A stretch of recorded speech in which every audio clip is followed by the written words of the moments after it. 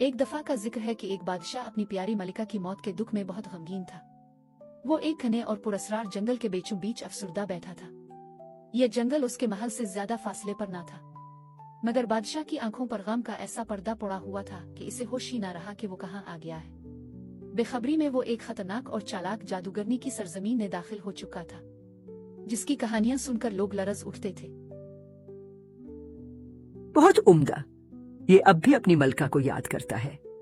मेरे लिए ताकत हासिल करने का ये शानदार मौका है। जादूगरनी ने खुद को एक खूबसूरत दोशीजा में बदल लिया। पल भर में ही बादशाह उसके इश्क में मुब्तला हो गया। बादशाह ने फौरन उसे अपने महल ले जाने का फैसला किया और उसी दिन उससे शादी कर ली। लेकिन ये सौतेली माँ, जो कि असल में एक जादूगरनी थी, बादशाह के बच्चों पर मेहरबान न थी। वो उनसे शदीद नफरत करती थी और दिन रात बादशाह को उनके खिलाफ भड़काती रहती थी। और जाओ इस दुनिया में राजहंस की सूरत में और अपनी राह खुद चुनो। बदकिस्मती से बादशाह के 11 बेटे, जो उस वक्त बाग में मौजूद थे, जादू के असर से राजहंसों में तब्दील हो गए।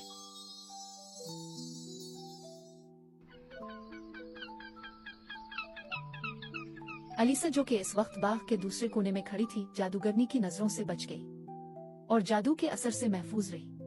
वो अपने भाइयों को हंस बनता देखकर बहुत बौखला गई। अलीसा अपने भाइयों का पीछा करती रही, लेकिन वो जंगल से ऊंची उड़ान भरते हुए आसमान की जानिब उड़ गए और देखते ही देखते नजरों से ओझल हो गए। अलीसा उनके नाम पुकारती रही और आवाजें देती रही, लेकिन सब बेसूद। अब अलीसा के पास अगर कुछ बाकी बचा था तो वो था हंसों का एक पल। लेकिन उसको उम्मीद थी कि इसके भाई एक दिन जरूर वापस आएंगे। चुनांचे वो वहां करीब ही एक गार में रहने लगी। दिन आए और गए और इसी तरह कई बरस गुजर गए, लेकिन अलीसा के भाई दोबारा ना लौटे, क्योंकि वो दूर दराज एक तालाब में रहने लगे थे। फिर यूं हुआ कि एक दिन शाम को अलीसा साहिल समंदर पर उदास खड़ी थी। अलीसा ने देखा कि कुछ हंस उड़ते हुए उसकी तरफ आ रहे थे और देखते ही देखते वो जमीन की तरफ परवाज करने लगे। जल्द ही हंस जमीन पर उतर आए। जैसे ही चांद की रोशनी उनके पैरों पर पड़ी तो वो सब खूबसूरत नौजवान शहजादों में तब्दील हो गए। ये शहजादे कोई और नहीं बल्कि अलीसा के लाडले भाई थे। उन्होंने अपनी बहन को बताया कि किस तरह वो दिन के वक्त हंस और रात को चांद की रोशनी से अपनी असल शक्ल में वापस आ जाते हैं। 11 भाइयों ने अपनी इकलौती बहन को अपने साथ ले जाने का फैसला किया। रात भर उन्होंने बेत की छाल से एक जाल बुना।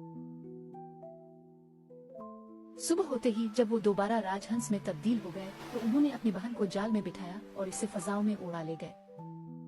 सफर बेहद तवील और कठिन था और उन्हें हर सूरत शाम होने से पहले अपनी मंजिल तक पहुंचना था, लेकिन वो थके बगैर मुसलसल उड़ते रहे।